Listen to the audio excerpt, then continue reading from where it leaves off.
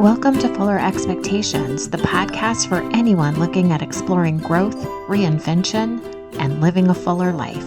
I'm your host, Carrie Fuller, and every week we'll talk to guests and have honest conversations. We'll share inspiring stories and offer practical ideas to help you create a life that makes you feel aligned, empowered, and authentically yourself, no matter what age or stage you're in. I am so glad you're here. Let's get started with today's episode. In today's episode, we're going to talk about living with intention and going the extra mile. Because the fact is, today, a lot of people don't even go the mile, much less the extra mile. I want to start with a simple question.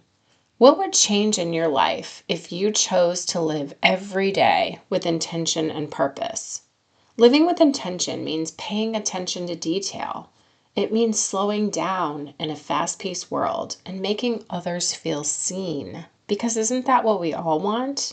To be noticed and appreciated and valued and seen.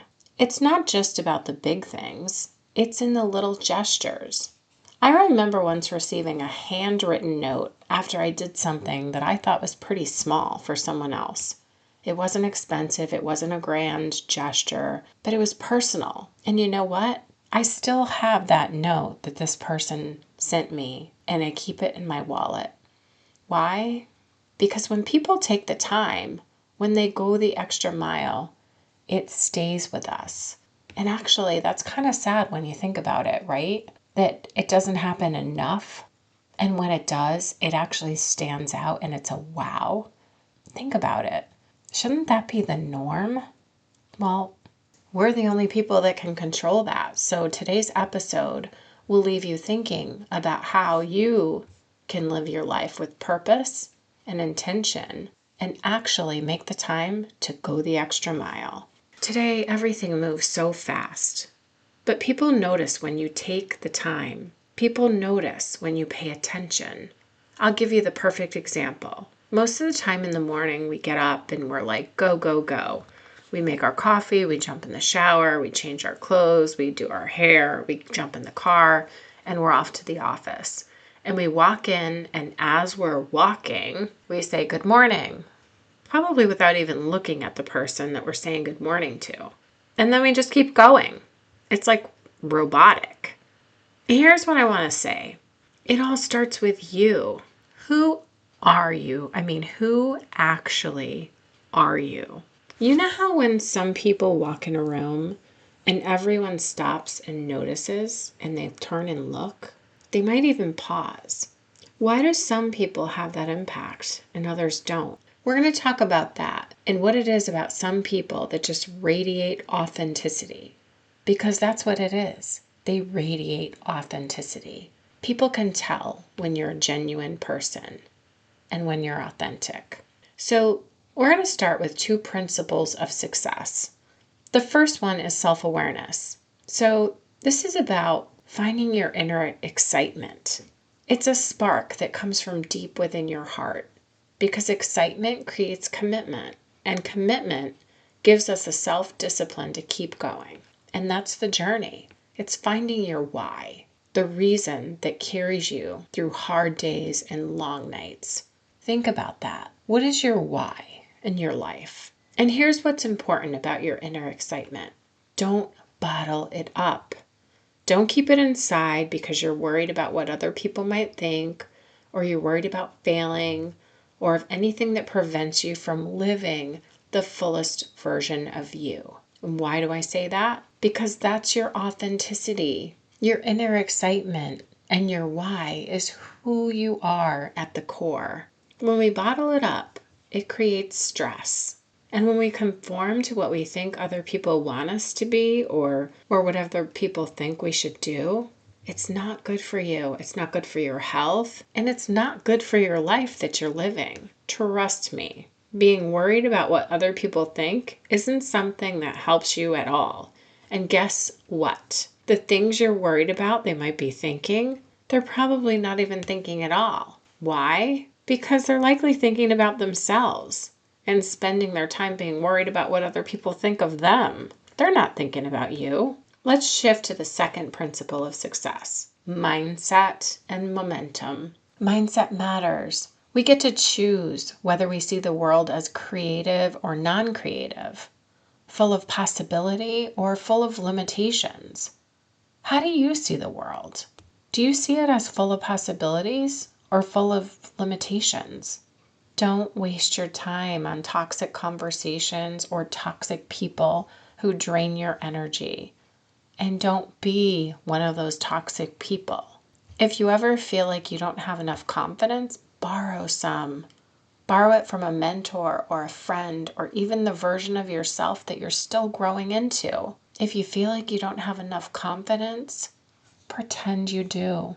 Because eventually you're going to catch on and that's just going to be how you are. Be a finisher. Lots of people start things, but fewer finish. Extraordinary people do ordinary things over and over again with consistency and courage. We've all heard the saying, and if you haven't, you will now. What separates those who achieve from those who don't? Those who achieve just kept on going when everyone else stopped. I'll never forget a project that I worked on where quitting would have been easy. It dragged on. I hit roadblocks, and frankly, the whole project kind of lost its shine. But finishing it, even when I didn't feel like it, taught me something. Discipline has its own rewards. And finishing gave me the confidence to take on new challenges. So think about it. You probably have an example of your own, right? Something you started and didn't finish because quitting was easier. Why did you quit? And how did you feel after you quit? Not so good, right? Do you wonder what it would have happened if you kept going? Just think about that. Where would you be if you kept going and didn't quit? So as you think about that, think about starting it again and not quitting this time. Ask yourself, what am I looking for? And what do I want to do? Why do I want to do this? Because your why is what's going to push you beyond normal limits. It won't be easy, but it'll be worth it. And it's only up to us to make things happen in our lives. So I'm going to share a quote by Sugar Ray Robinson. He once said, "To be a champ, you have to believe in yourself when nobody else will." I love that. Belief in yourself doesn't come from outside applause. It comes from inside of you. The good news is this. You don't have to go to extremes right now, but think of 3 things that are simple that would set you apart. The first thing can be as simple as walking into work and pausing to give the extra 10 to 15 seconds to actually make eye contact when you convey your good mornings. Then maybe they'll actually carry weight and people will think that you actually mean what you're saying. Easy? Well, try to do it. Go the extra mile. You have no idea how that impacts others. We all know who the people are that mutter a hello and don't even look up to see who they're even saying it to.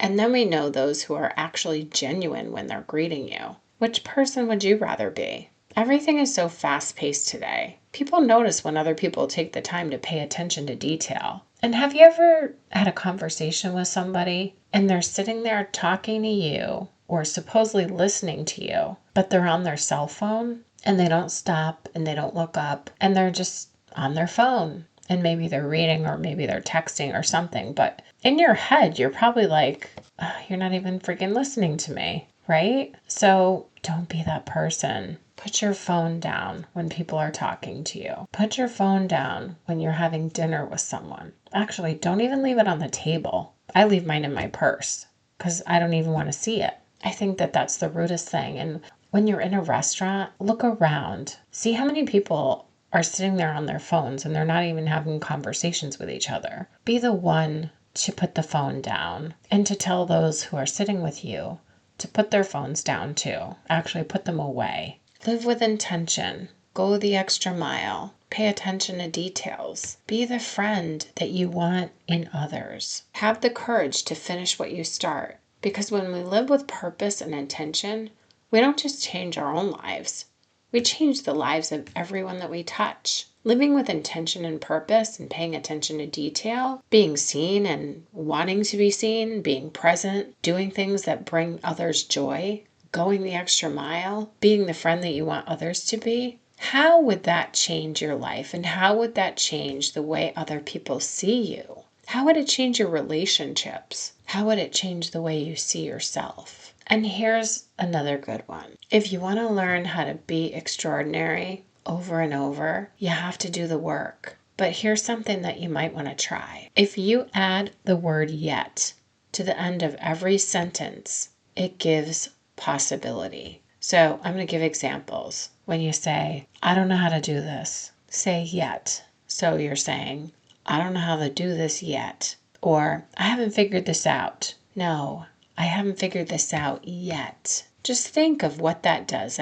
That changes the sentence. It doesn't limit the possibilities. It allows you the opportunity to not close the door to that concept. I'll be honest, there's been times when I've said to myself, I can't do technology. I'm not wired for it. But then I catch myself. I can't do it yet. And just like that, the wall became a door. That one word, yet, keeps possibility alive. It reminds us that there's always space to grow. They say the longest journey is only 18 inches, the distance from your head to your heart. So let's go back to the opening question. What would change in your life if you choose to live every day with intention and purpose? Pay attention to detail. Slow down in a fast-paced world. Pay attention to the people that are around you. Stop and look them in the eye when you're having a conversation. Put your cell phone down. Be genuine. Create the person that you want to be. The one that walks into a room and everyone stops and turns